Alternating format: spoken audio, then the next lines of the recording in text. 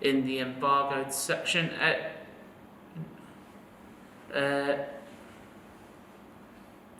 Neil O'Riordan, please. Hi, Stephen. Can I just ask you what are Azerbaijan's kind of strengths and threats in your analysis of them? Yeah, they're compact and the counter-attack.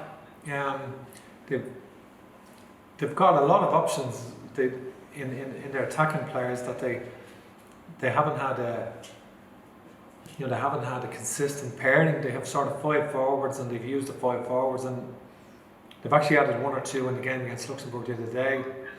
So they've tended to, play a sort of 5-3-2 system, and be difficult to break down and break quickly. But they changed that in the game against Luxembourg and played with a back 4. So it's so we cannot be certain. That was a complete game of 2 halves. Luxembourg went 2 up, got quite a dubious penalty in the game, got a decision that wasn't a penalty, and we're 2 up at half time, and had the upper hand in the second half. Azerbaijan could have and probably should have equalised. They were strong in the second half. They finished the game strong, so it was a complete sort of game of 2 halves. So it's that's how that went. And so the striking Morelli, is that a particular prolific star of the Legia Warsaw? Is he somebody that you really look out for? Yeah, well, that's the point. We don't know who will start, because he doesn't always start, because they changed the team a lot. But you're right, he's leading the line for Legia Warsaw in the Champions League, isn't it? So in the playoff anyway.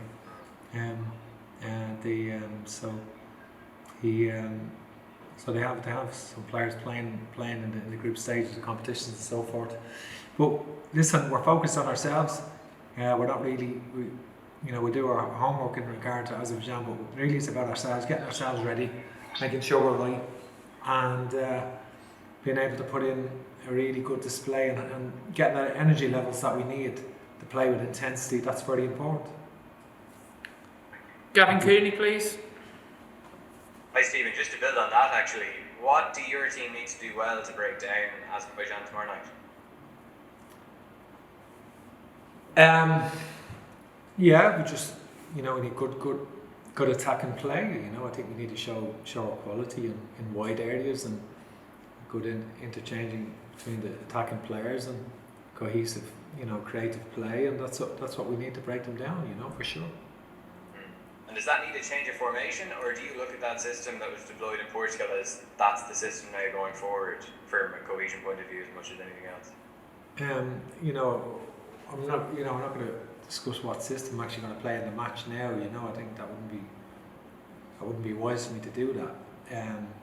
But it is an option, and we're not tied to one system for every game. Ed Leafy, please. Stephen, how are you doing? Hi. Stephen, I suppose just want to ask you, in terms of the general footballing culture in the country, does it sometimes take a performance against a team so familiar and such high quality as Portugal to really get people to believe in what you're trying to do with the national team? And I suppose, in that sense, will that really have the crowd on your side from the first minute of the game on Saturday? Yeah, I think the crowd will get behind the players, because they haven't been in the ground since the game against Denmark a long time ago, and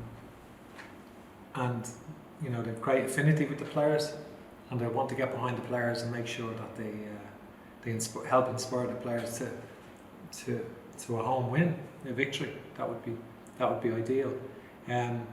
But I sort of get the point you're making in relation to we've had several really high level technical performances, particularly away from home, without quite winning. So it's we want to turn the performances into victories, and that's what we want to do. And just in terms of the just the way of playing the game, Matt Doherty gives a quick insight into the benefits of those short goal kicks. So I suppose so just from your point of view, give us your own take on it, and just how disappointing was it to see it sort of go wrong so early in the game, and is that something that you need to sort of just to think about? No, listen, we're happy to play out. That was, wasn't the wisest decision, all right, and I think that's, that was too high a risk for sure. But that's the way we're not going to change because of one mistake or whatever. I think we're geared towards playing that way. It doesn't mean we can't kick the ball out and go and beat the press. If someone presses high, we can chip it into Adam Ida so we can hold it up and play. We're not against that as a rule either. But we need, the element of variation is good, and all the players are comfortable in possession, and we're comfortable to build attacks in the back. Okay, I'm conscious of getting around everyone, so if everyone can restrict us to one question each from this point onwards. John Fallon, please. Thanks, Kieran. Stephen, given we reach the midway point of the campaign tomorrow, where we are, is it essential to get the win if you've any chance of getting back into the playoff contention? Yeah, we're in a difficult position in relation to getting we know that, certainly we're aware of that. If we'd have won the other night, if we'd have held out, it really did put us back into it, there's no doubt about it. We're in a difficult situation, but the match on itself in its own merits, we want to win it anyway, and take it from there. I'm not focused on the playoffs at the moment. We need to go and try and win the game. It's important that we win a home game, and we want to try and give ourselves every chance of doing that tomorrow night. Dan McDonald, please. Hi, Stephen. Ed sort of half asked the question I was going to ask there. I was going to make reference to the short kickouts. Just the fact that there's fans in the stadium, and they're not necessarily maybe used to seeing Irish sides try that approach at times. Would you hope there'd be a degree of understanding and trust towards it, as opposed to maybe nervousness if you do try to be a little more elaborate in that area, which is, again, it's not something that maybe all of the Irish crowd would necessarily be accustomed to over the years? Yeah, and it is, I think there's been a rule change in that period in the last 18 months with regard to being able to pass the ball in the box. Obviously that never existed before. And that has changed approaches around Europe in relation to kickouts, and it's a new development in the game. And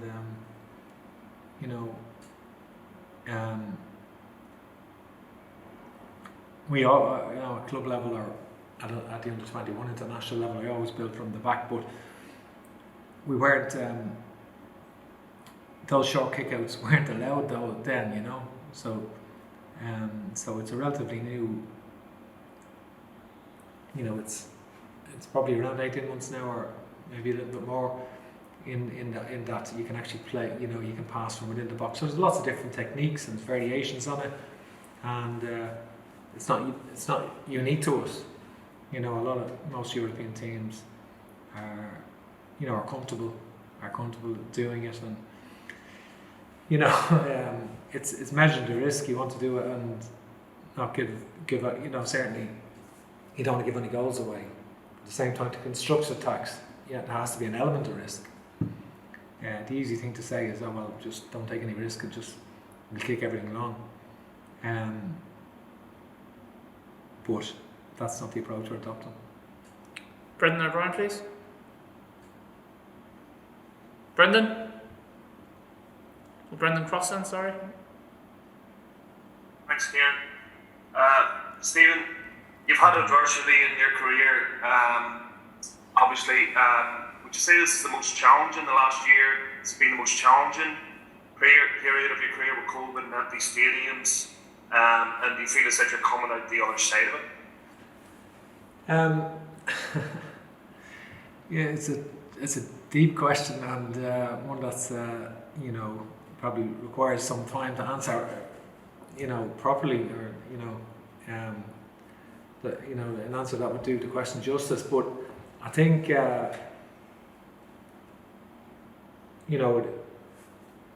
listen, it has been not straightforward, that's for sure. But I'm very privileged to be in that position. So it's not something I ever want to complain about, and I have to I continue to work hard to earn the right.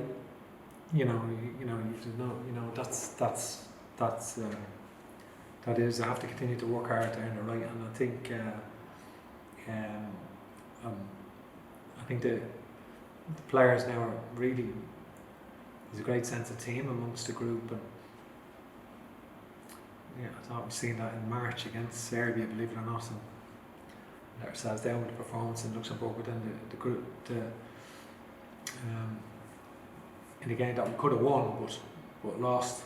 But I think in June we really came together. First time we had a bit of time together, and that was very helpful. Obviously, with the win and the draw, and then a lot of players were, apart from the win and the draw, a lot of the players, because so many new ones, were able to connect together really, and forge relationships and develop relationships and understand each other a little bit more, and collectively just enjoy their football more and enjoy being part of the Irish team more, which wasn't easy for them because it was a sort of very stringent environment, sort of whole COVID era. But I think that manifests itself then in the performance of the night again, which was excellent, I thought. And you can see players sort of emerging. You can see players emerging, like Josh Cullen, for example, was someone who struggled at getting in the squad, even when I first started. And you see sort of his game's really, his move to Anderlecht really elevated his game. You see Adam Ida, looks at you can see the improvements in his game. You can see, and there's a lot, you can go through the team. That's only two small examples, but you can go through the team, and I think there's more to come from a lot of players, and but they need the guidance and of the experienced players, and there's some great role models there, and that sort of helps understand what it means to play for Ireland, and they can learn a lot of values from some of the experienced players that we have in the squad. So that's sort of the way I see it. Paul Lennon, please. Thanks. Stephen, after the good performance in Serbia, the performance against Luxembourg did alarmingly. What can you do? What can the players do to make sure that doesn't happen again after a really good performance? Probably the best by an Irish team 4, 5, 6 years on tomorrow.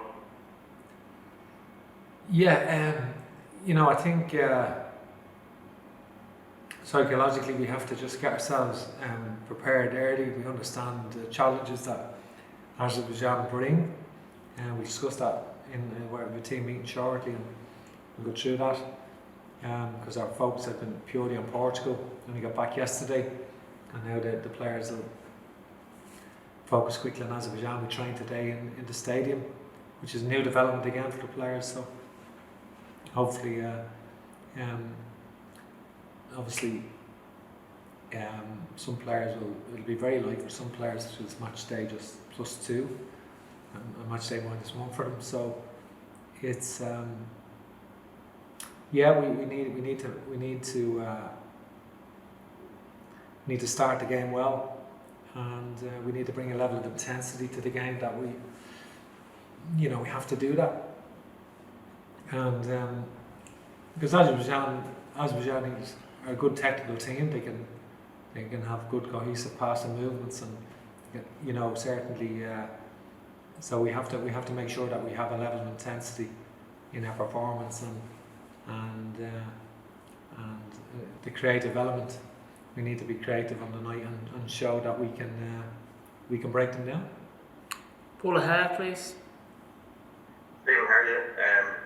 Just one question on Aaron Connolly. is there a streak in Aaron's game whereby he got down under tackles a little bit too easily at times that maybe refs are cottoning onto it a little bit?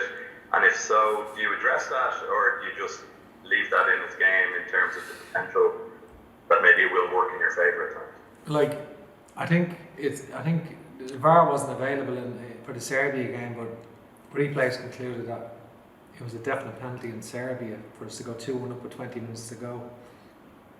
Again, most people are of the opinion that the foul on Aaron in the second half, and the defender came right through on the back of him, was a penalty, and that was an opportunity to go 2 up with about 20 minutes to go. So how it wasn't given when so many other decisions were referred to VAR is another, that's a mystery to me. The things that were referred to VAR, quite a few handballs in the box on our part were referred to VAR. Gavin Bazuna coming off his line was referred to VAR. So the referee made those decisions. So even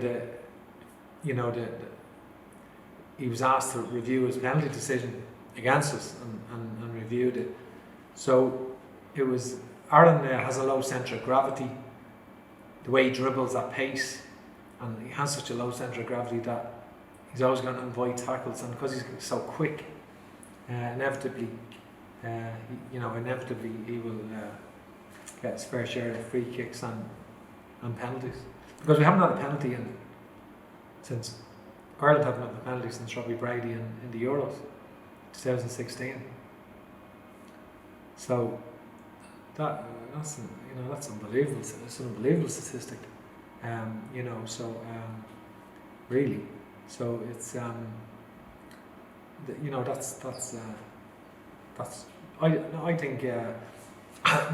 think Aaron Connolly's probably only about at 70% of his potential at the moment. I think there's so much more from him, and I thought he'd done a brilliant job for us the other night.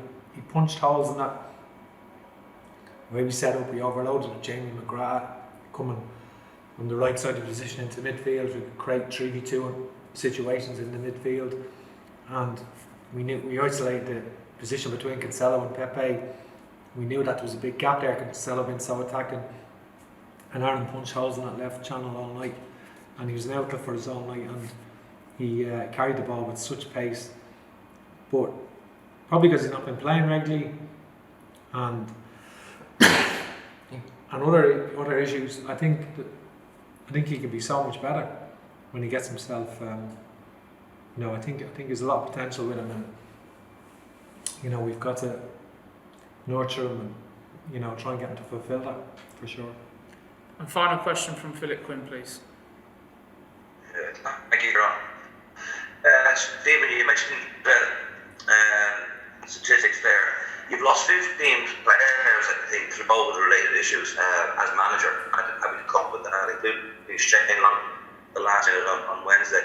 Are you close to a situation where now players need to be, is it going to be mandatory for players to be vaccinated before they come in for international duty? Sorry, Philip, if you could just, I sort of had the start to that question, but there was a bad line on the second part. Yeah. Apologies. I just mentioned with the COVID, you had so many distractions. 15 players have been lost, 14 games. Are we getting close now to having maybe mandatory vaccinations for players before they can be selected for duty? That's a complex question. I think we had a player who did have, it was double vaccine, had a double vac only last week. A couple of weeks ago, who tested positive, which I spoke to our doctor Alan Bourne, and he said it's only probably between 10 and 15% chance of that. 10 and 15% chance of that. So it's and the player in question was just so careful, incredibly careful individual. So it is a situation.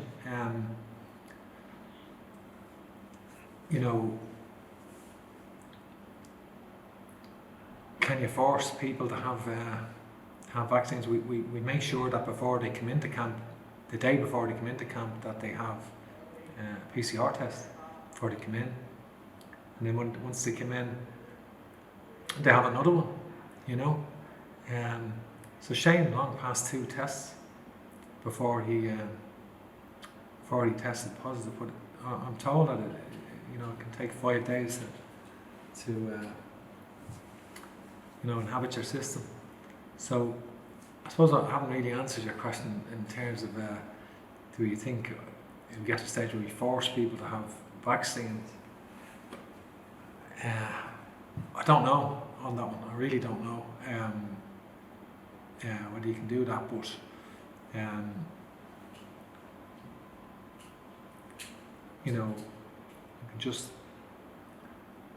we have learned a lot in the last year about it. We've learned a lot in how we do things. We change so much, and how we've. And 15 is probably not even the full amount, in terms of close contacts and things like that. So it's that's how I sort of feel about it. Okay, we're going to have to end it there.